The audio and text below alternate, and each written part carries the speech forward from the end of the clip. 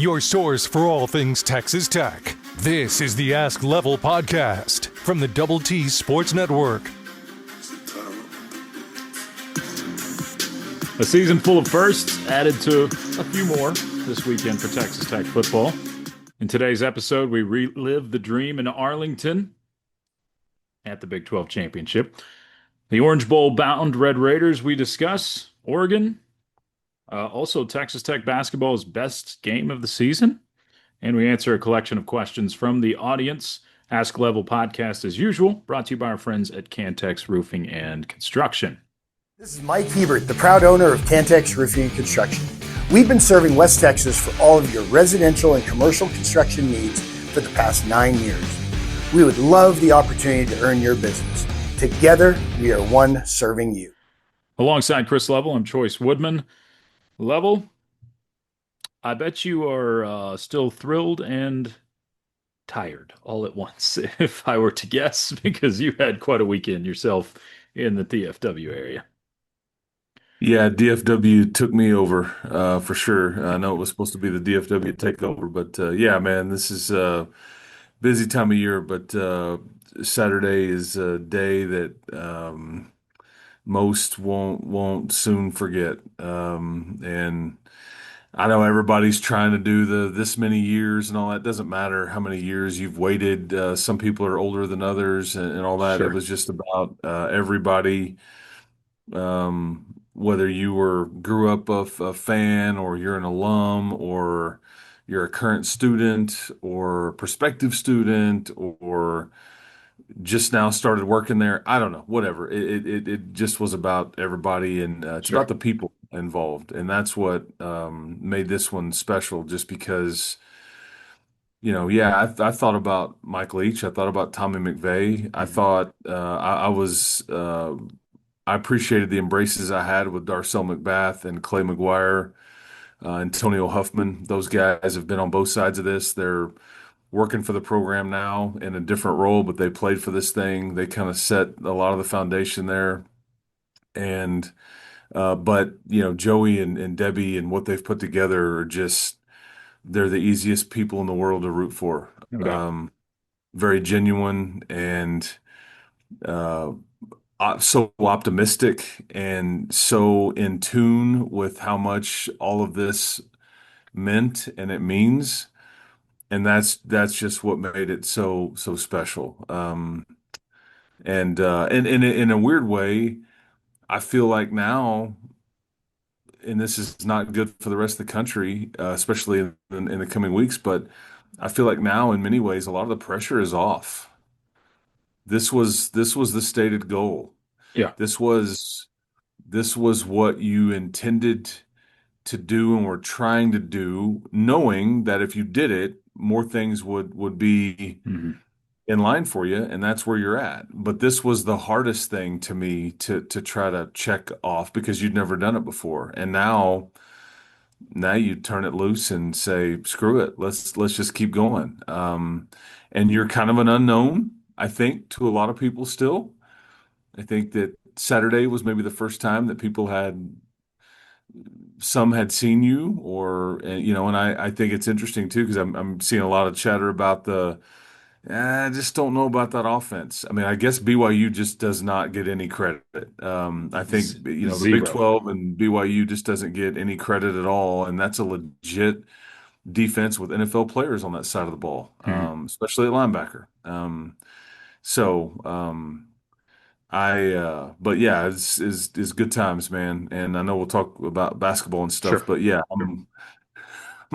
my head's still spinning a bit. But hey, man, that's that's a weekend that was well worth it for all involved, for sure. No doubt. And I know there are a ton of Red Raiders that got to experience it because that was a sea of red. So kudos to all Red Raider fans for taking over that stadium. It was a blast to see. But as in the words of the great Jake Taylor, and I won't say the exact one because there's a bad word in there. There's only one thing left to do. Oh, is this a major league reference? It is. Go win the whole bleeping thing. You gonna start peeling off pictures of the team owner too? I don't think so. There's no Okay. team owner in this situation. Yeah. But no, I mean, You're right. Like that was the stated goal. So now it's just go play. What the heck? Why not? And this is a team that I think, like you said, there's some delusional, propagandized SEC folks out there that still have the thought, oh, it's just the Big 12. They just rolled through an AAC league, blah blah blah. But I think you did open a lot of eyes that saw Texas Tech this weekend and said, "Oh, this is a dangerous team." But you get to go prove it. And Orange Bowl is the location. I think there were mixed reactions on this. Obviously, Cotton Bowl is one that you've been to, not had success at, but it is one that you would have had a ton of fans at. Obviously, a lot of well, you would have been able to probably take that stadium over. Maybe not quite the same as this weekend, but the Orange Bowl, I think there is still some happiness that comes with that because, hey, it's a bowl. It's one of the premier bowls, and you've never been there before. Yeah, I remember growing up, I used to watch you know, there was two bowl parades that were more significant than any other one. I mean, the Cotton Bowl always had one too. I guess I paid attention to that a little bit, but the Tournament of Roses parade Right, was always a New Year's Day morning thing.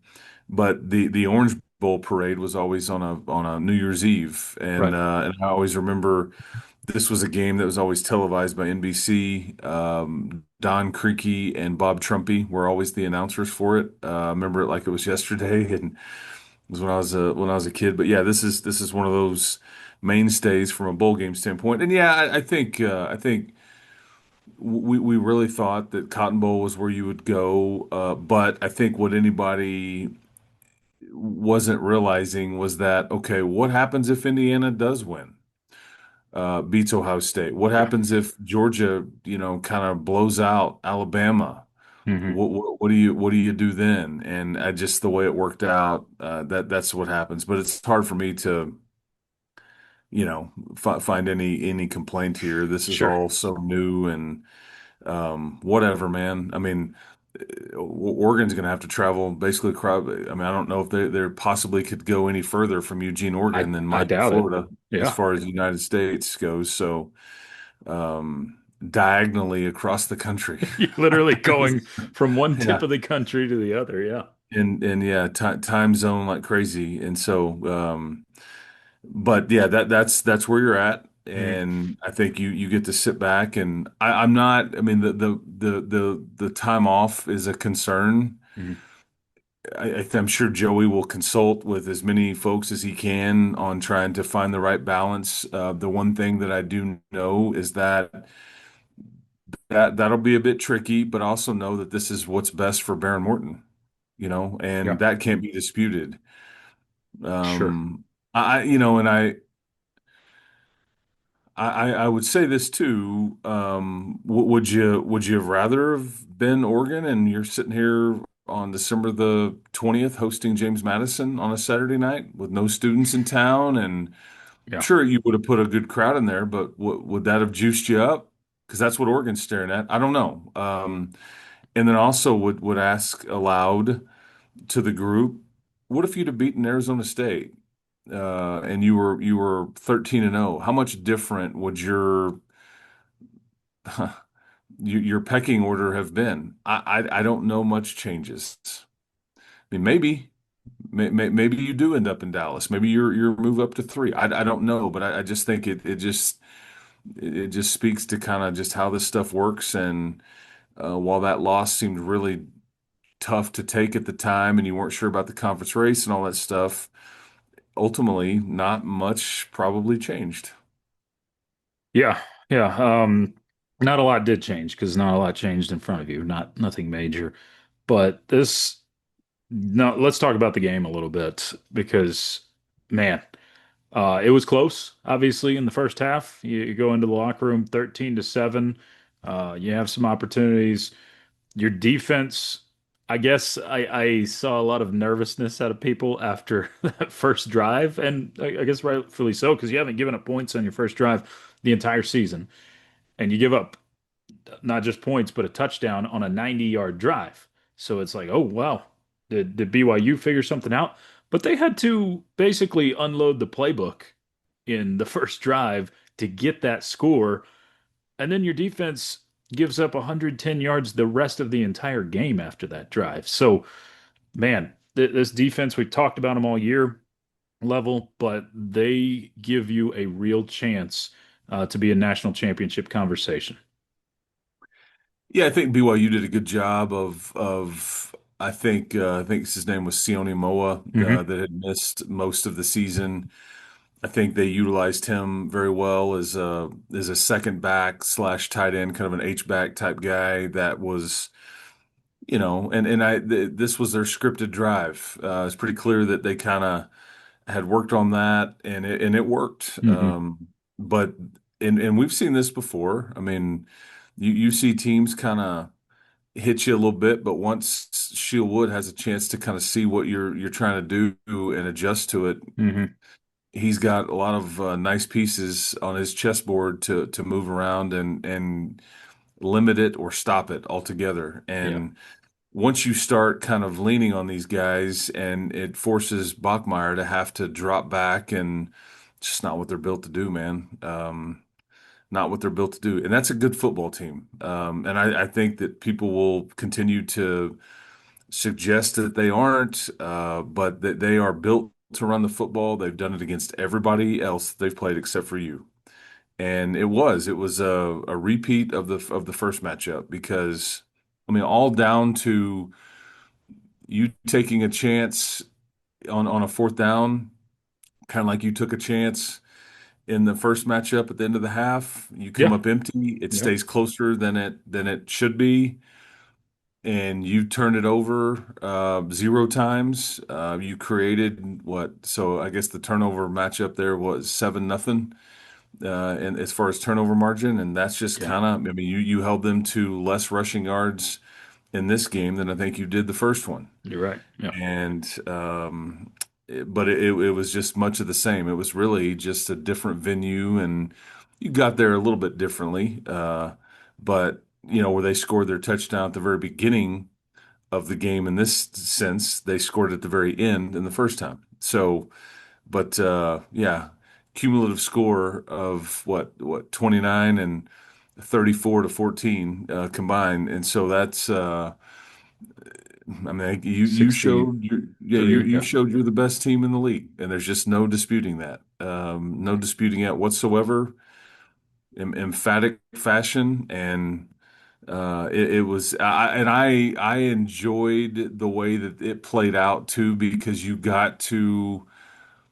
Everybody's been stressed out. Hmm. Everybody's been feeling the pressure. There's this energy, and I talked to some. They're like, you don't have anything to worry about, kind of thing, and I'm like, okay, if you say so, but. It just was a pleasure to kind of watch it build and sit back and enjoy that fourth quarter and really like take it in Yeah. and know what the end result was going to be. But BYU never, boy, that you tried to keep running it and trying to, and you had to settle for some field goals and things like that. You just couldn't quite, have a dagger moment until toward the end. But that was also a lot of fun. And what an environment. What an absolute juiced up environment that was. It was really, really loud on that field. And watching some of these newcomers, Hmm. these new additions, um, appreciate it, and basically, like where I'm like thinking, dude, thanks, man. And they're all like, no, No, thank you. thank Yeah. you all, thank everybody here for all of Yep. this support and I all know. that. That's just a credit to Joey, man. Sure. And their evaluations and ability to gel this thing together, because those kids genuinely do care. But quite fitting that Barron got a curtain call and that Ben Roberts Hmm. was standing up there with a title belt. These homegrown, developed guys in your program, and that's I don't know. It's just it was a special day, man, for sure. Sweetness for sure. I mean, Oh yeah. it just, I mean, every Tech fan knows it. Like we're all there together, and it's just, man. Hard to describe in some ways. Speaking of, you just mentioned this name, so we'll start there with our questions. Is Ben Roberts the most underrated Red Raider? That is from Steven.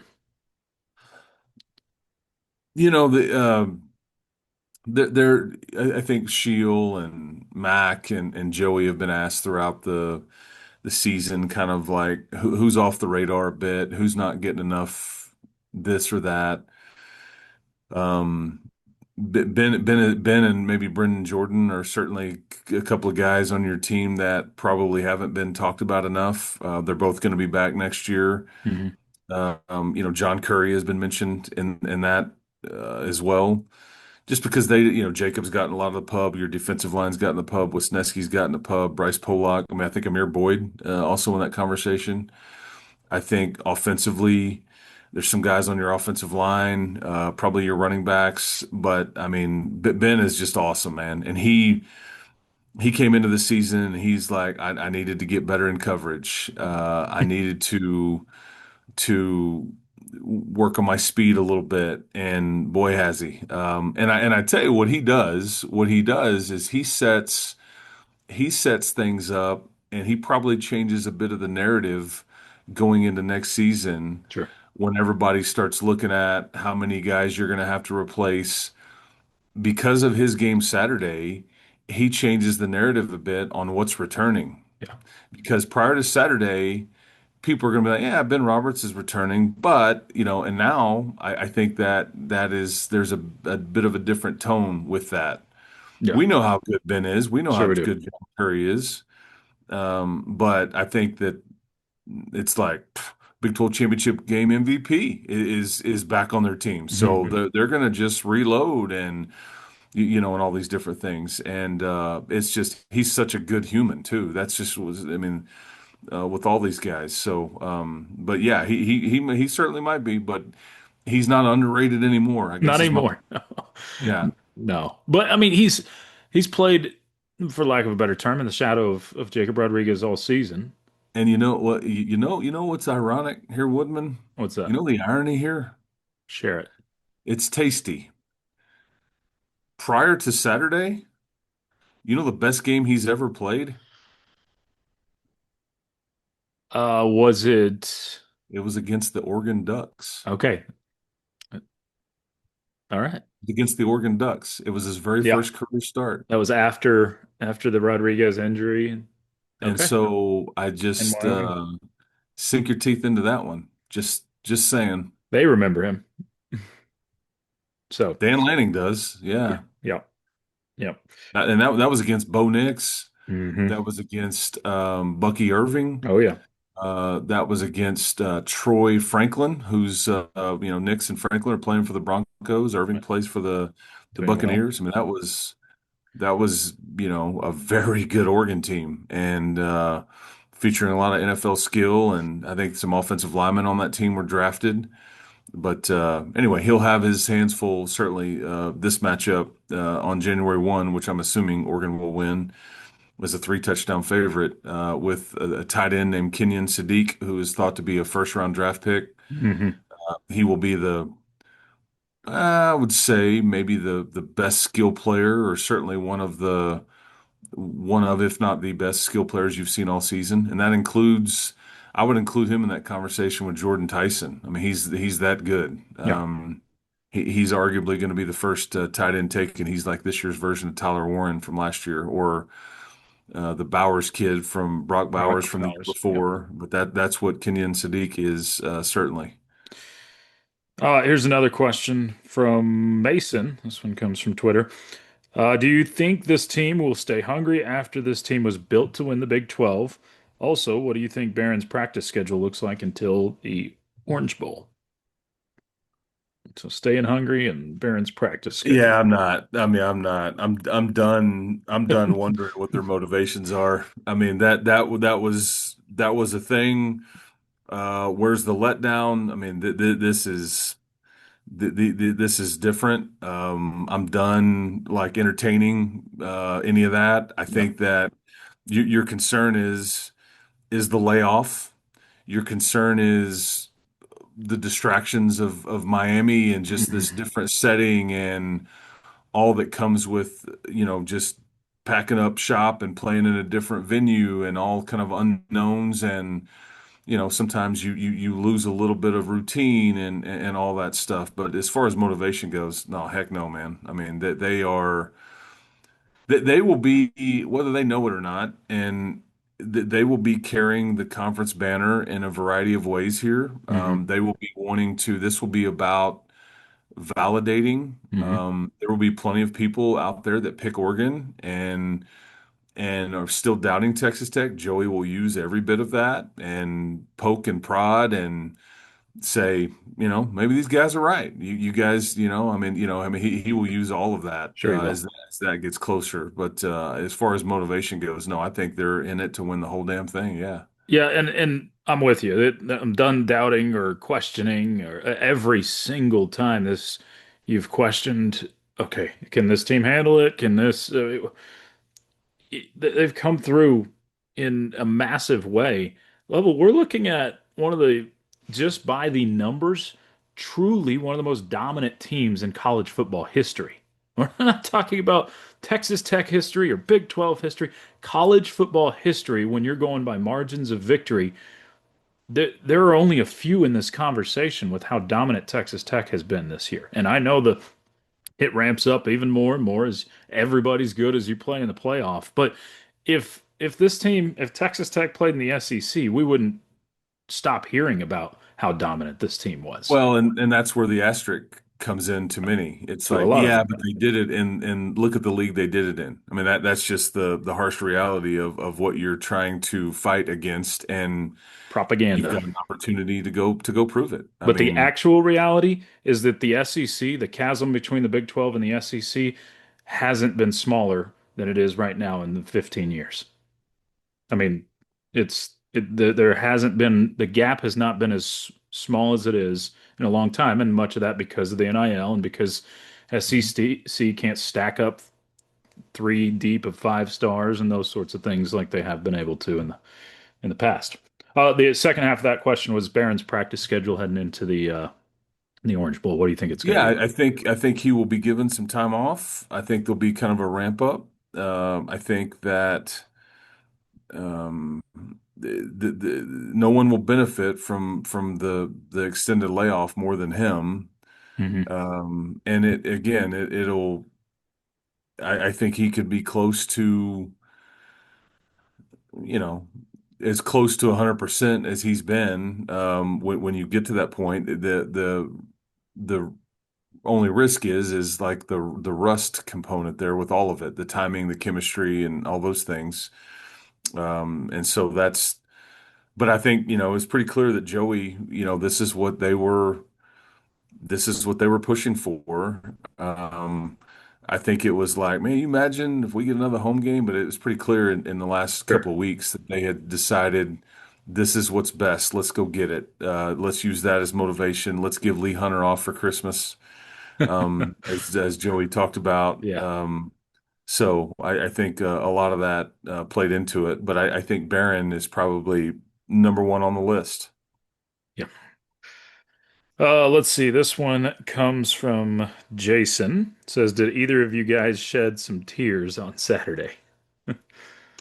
Yeah, I mean, I hugged many people. I mean, I mean, yeah, Yeah. James Blanchard and I, Cody Campbell and I, Dusty Womble and I, President Skuvanik and I, Kirby Hocutt and I, Darcel, Clay McGuire, Antonio Huffman, Joey, Debbie, Kenny Perry. I mean, and that's what this is all about, man. It's the people. Hmm. It's Zane Perry. I mean, Cayman Ansel, I mean, it's just, yeah. And it didn't matter if you're like a student trainer, if you're a player. I mean, Lee Hunter walking up to me in the fourth quarter and he spotted me and I'm like on the edge of the box or whatever. And he just comes over to me and just sticks his arms out. And I'm like, okay, this is happening. And he's like, thanks, man. Thanks, big dog. And I'm like, dude, are you kidding me? Like, and this was Minutes before, he had just picked up John Curry with like Oh one yeah, hand it and carried just him over throws him and over the posted shoulder. him up on the top of the bench. That was funny. And I'm just like, I'm telling you, I love Lee Hunter with every fiber of my being. He He's will amazing. never ever get enough credit. He is he is heart, he is soul, he is playmaker, he has got some juice. He just is the ultimate glue guy. No bigger fan of that young man than me, man. And I love all the rest of these guys too, but there's just something different about him. And but yeah, of course, it was all emotional, and that's okay. It was, my advice to people Saturday morning, it was just like whatever you had inside of you, let it all out. Let it There out. has been Yeah, frustration, there has been nervousness, there has been excitement, yeah, there has been, I never thought I'd see this. There has been, I was done with this program years ago when they hired this guy or that guy, or I mean, whatever you had pinned up inside of you, Saturday was a day to literally let it all out. Yell, be happy, be sad, be yeah. emotional, be tearful, be whatever. And that's the beauty of sports, man. That's why Sure. we love this stuff so much. It just, and rare is it that you get a moment like that where it culminates into something like that and in an environment like that. And yet there it was for everybody to sink their teeth into. And it was beautiful, man. It was like, I know Notre Dame ended up on the wrong side, but it was really fun to think back to that scene from Rudy when the Rudy's dad walks into that stadium and he's like, "This is the most beautiful sight these eyes have ever seen." That's what I felt. Yeah. Yep. Well put. Yeah, it was amazing. And totally understandable if you get emotional. The the next question, we got a couple more questions, we'll talk some hoops. Next question comes from Jacob. Says, why did we get an Orange Bowl invite instead of the Cotton Bowl, in your opinion, Level? Well, I think it's a confusing process. I think that part of the assumption was is that Ohio State would beat Indiana. I don't know if anybody really saw, as I said this earlier, that Bama just kind of getting worked over by Georgia, and I think there was some, and then like all the ACC chaos. I mean, it's just that's the way it worked. Um, I I wish I could exactly, and part of it is they were like, yeah, we Miami's in, and we can't give Miami a home game I in think that had to their do with it for sure. and then Yeah. that was heavily factored in, and this was according to the but I mean, like, why is that? So you're going to give A&M a home game, but it actually It would is be a Miami's home stadium, literal home stadium. Yeah. and they haven't even won a game yet. They would have to win for that. So but that all it's such a flawed scenario. I mean, this stuff is supposed to be Sure. about um, money as much as anything. I just, it's odd that Oregon and Texas Tech would be a financial boon in Miami, Florida, but whatever.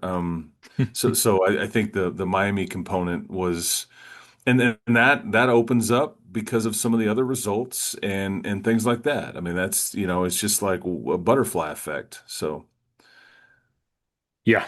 So that all makes sense. Let's see. And then someone did ask on Twitter, asked, "Do you know if we'll be the home or away team at the Orange Bowl?" Trying to oh no, secure you'll tickets. be home. You'll get every benefit of being as the higher seed and Mhm. deservedly so. Now, this would be, depending on the rest of the results, this would be the only time that will happen the rest of the way if the seeding holds true. But you will have whatever benefits come with being a home team that come with it. Your I guess your choice of uniform, your locker Lock, room, your bench, sideline. your Yeah. whatever. Yeah, I think that's the way it's supposed to work.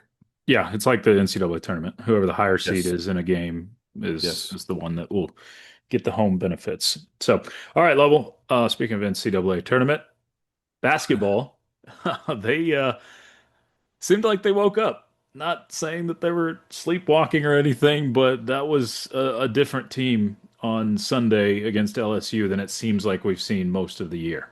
for whatever reason.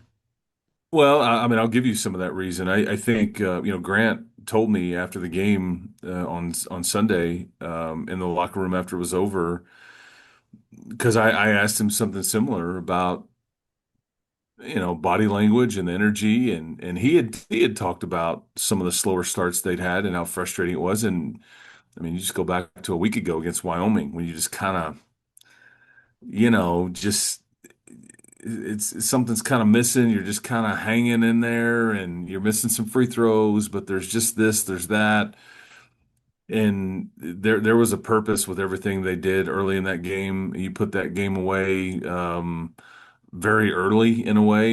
You were up 20 Hmm. and kind of kept them at arm's length the rest of the way.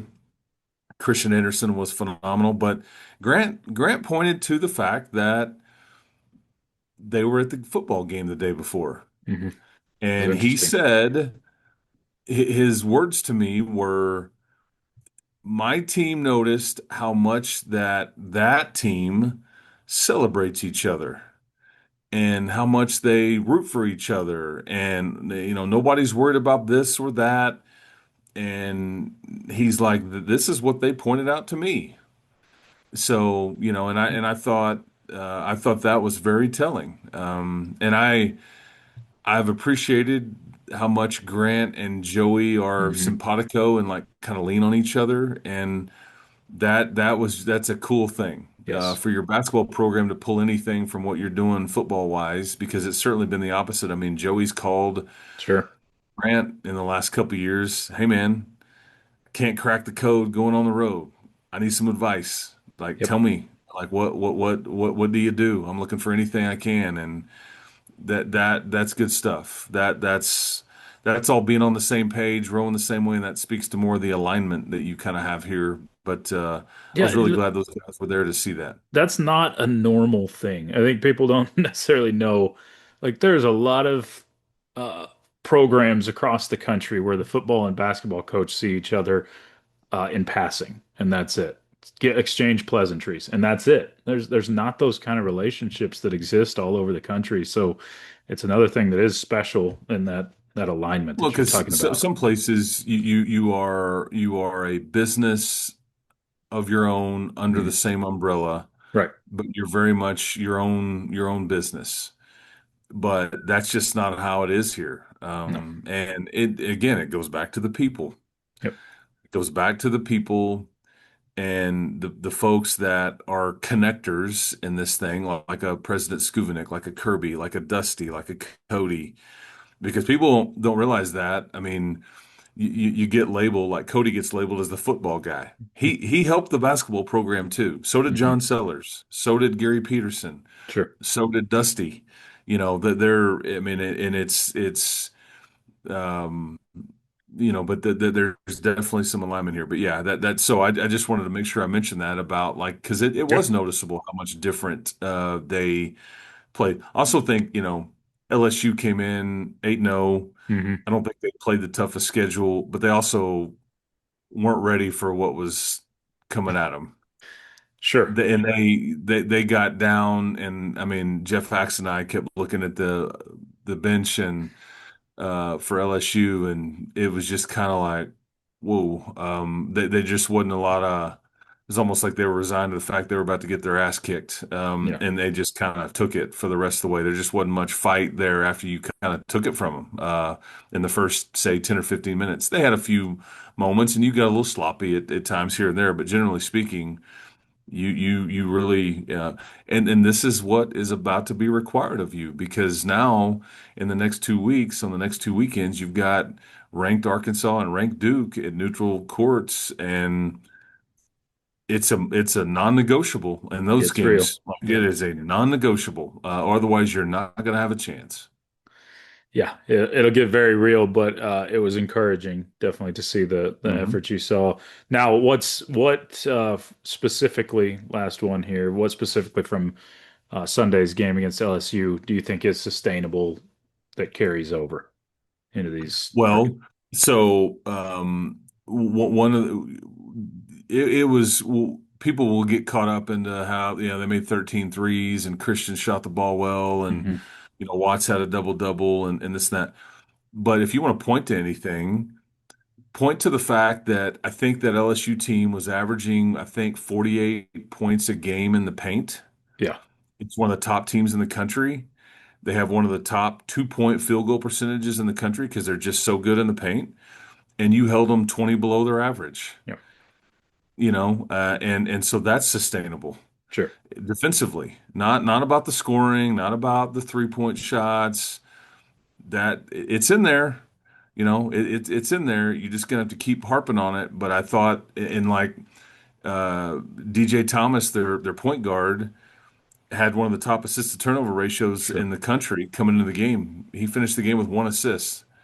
So their ability to follow a scouting report and identify the head of the snake, if you will, sure. and take away his ability to make everybody better and get into the lane with 2 feet and spray it and all that stuff, that they took it away. And so I think that's sustainable. That's what you ought to feel good about. Well, Level, enjoy your football bliss for a little longer before we jump back into it. What, 3 weeks? Wait, a little more than 3 weeks. I know you got some big basketball games, as you mentioned, coming up with Arkansas this weekend. Next time we talk, we'll talk about the Arkansas game and then Duke on the other side of that. But it's been fun. We'll do it again next time. You got it, brother. Yeah, there's a lot going to go on in life between now and when you play football again, but I'm here for it, man. Yeah, we've got some hoops and Christmas and all kinds of stuff coming up, but yeah, we get ready for an Orange Bowl. How about that? I just yeah, Inject it into my gonna be veins. gonna be a lot of fun on New Year's Day, like it was meant to be, and yeah, that's good stuff, man. I don't know where I thought this thing was going at the beginning of the year, but Big 12 champs, New Year's Day Bowl, and the CFP, living a dream, man. No So doubt. hopefully we can keep the dream alive, and we'll be here throughout. Absolutely. All right, y'all have a great rest of your week. Level, enjoy, and we'll talk to you next week. That's Chris Level. I'm Choice Woodman. It's been the Ask Level podcast powered by the Double T Sports Network. You've been listening to the Ask Level podcast, powered by the Double T Sports Network. Be sure to hit the like and subscribe buttons for more great content from all of our shows on the Double T Sports Network.